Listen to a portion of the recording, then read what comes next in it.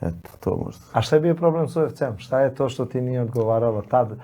Šta sad posle ovoliko godina kad si sagledao Upravo UFC? to neimanje baze kuće i nezrelost ta emotivna, psihička, u svakom smislu. Ja sam uvijek imao to da idem da se bijem, da idem do kraja, to nije bio problem, jednostavno je bio problem imati nekog kome veruješ, Pristup, taktika. Da, taktika.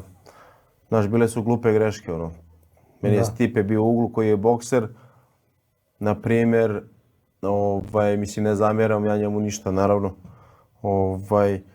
Znaš, protiv Kennedy-a, ja imam 2 minus poena, ja idem na rušenje i ne kapiram da ću izgubiti meč ako ga ne nakautira.